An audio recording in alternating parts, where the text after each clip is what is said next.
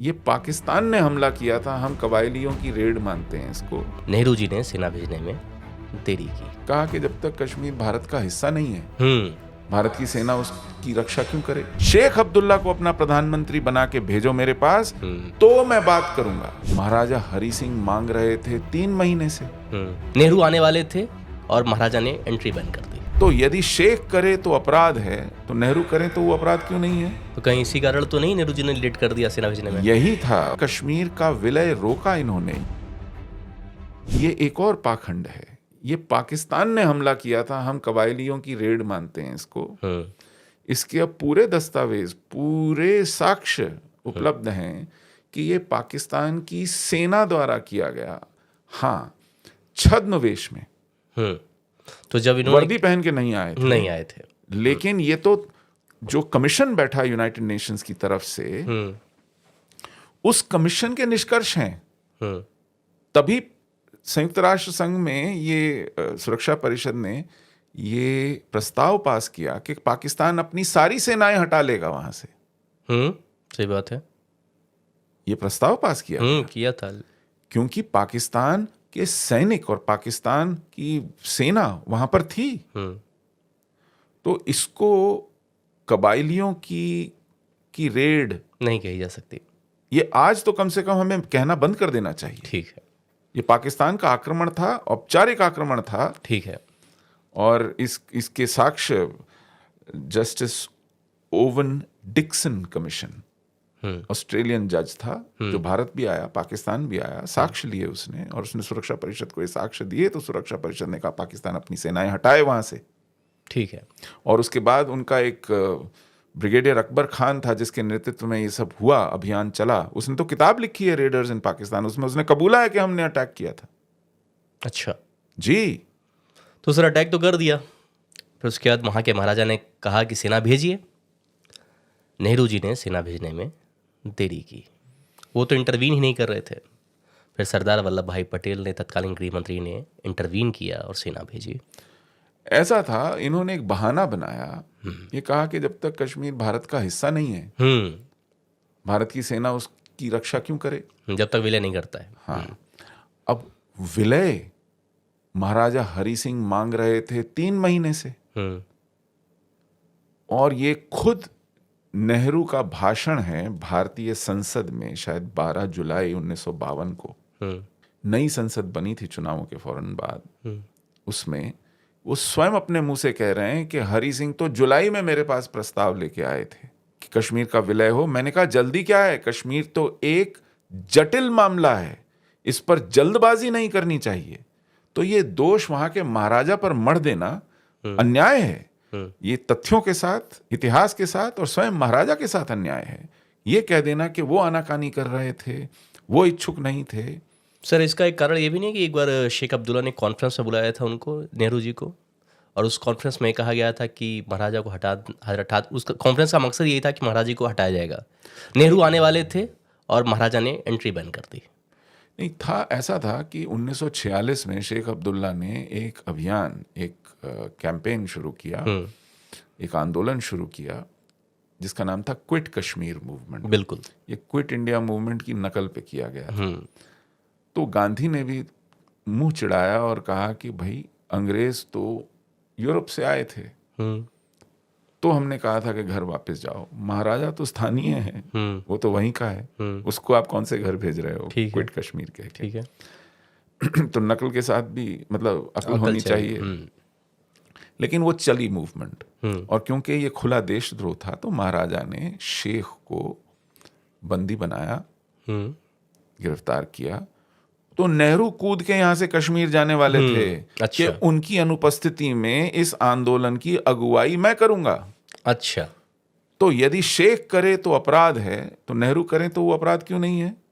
तो उन्होंने उन्हें चेतावनी दी कि अगर आप आए यहाँ तो नतीजे भुगतने पड़ेंगे। नेहरू फिर भी गए, तो उन्हें पकड़ लिया गया, पकड़ के बेरंग वापस भेज दिया गया। बड़ी इज्जत के साथ भेजा, क्योंकि वो देश की अंतरिम सरकार के प्रधानमंत्री होने जा रहे थे।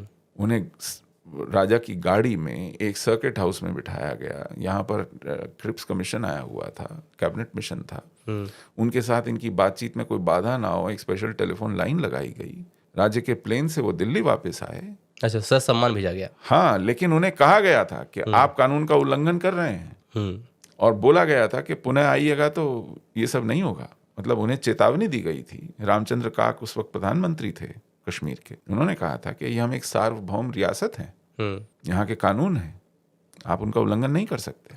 तो कहीं इसी कारण तो नहीं नेहरू जी ने लेट कर दिया सेना भेजने में? यही था, वो बार बार कहलाते रहे कि मैं महाराजा से बात नहीं करूंगा, जी। शेख अब्दुल्ला को अपना प्रधानमंत्री बना के भेजो मेरे पास, तो मैं बात करूंगा। और इसी के चलते कश्मीर का विलय रोका इन्होंने। ये इतना बड़ा अपराध है देश के साथ, ये इतना पाप किया है उन्होंने। कश्मीर को समय पर देश में विलय नहीं होने दिया, इस पर युद्ध होने के बाद भी सेना नहीं भेजी। तो महाराज ने माना, कहा कि अच्छा भाई, शेख अब्दुल्ला को जो चाहे बना लो, लेकिन सेना भेजो। नतमस्तक हो गया महाराज। बिल्कुल, कश्मीर को बचाने के लिए उन्होंने अपमान का घूंट पिया और उनकी हर शर्त मानी, बिना शर्त विलय किया, अपनी ओर से कोई शर्त नहीं रखी। इसका उदाहरण मिलता है, राइवल वर्जन्स ऑफ हिस्ट्री एक बुक है, प्रेमशंकर झा ने लिखी है।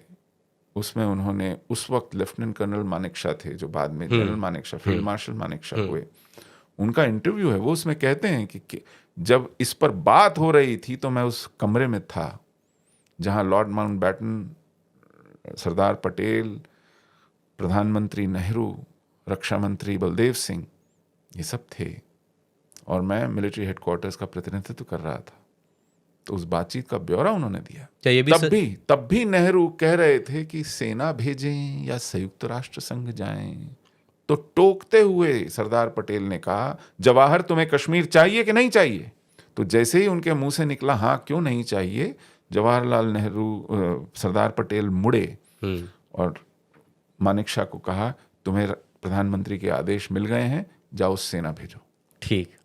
तो इस तरह सेना रवाना की गई अगले दिन, क्योंकि रात में विमान नहीं उड़ सकते थे। तो भोर पहली किरण पे एयरपोर्ट से 4 कुमाऊं और फर्स्ट सिख ये पलटने भेजी गई। मेजर सोमनाथ शर्मा, परमवीर चक्र, कश्मीर में उन्होंने वीरगति पाई। इसी तरह राजपूताना राइफल्स के पीरू सिंह, परमवीर चक्र, उसी युद्ध में कश्मीर में वीरगति पाई।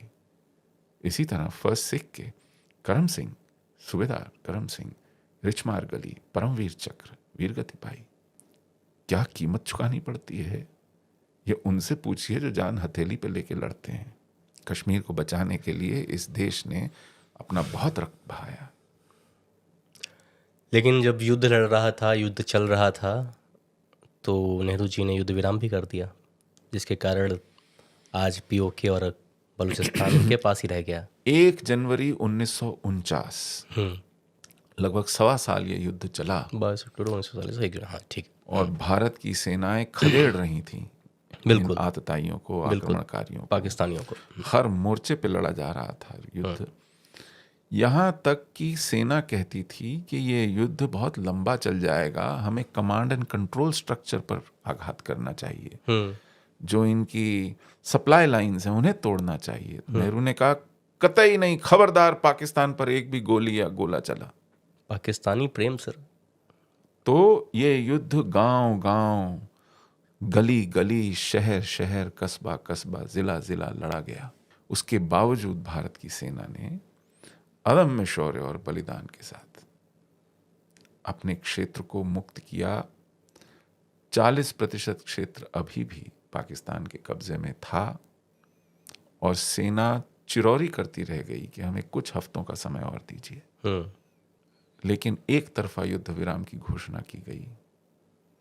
उस पर अंग्रेजों का भी हस्तक्षेप था, उनका भी आग्रह था, रोक दीजिए, क्योंकि वो चाहते थे कि जो क्षेत्र पाकिस्तान के पास अभी भी है वो वहीं रहे। ये उनके लिए सामरिक महत्व का था, और नेहरू ने ऐसा हो जाने दिया।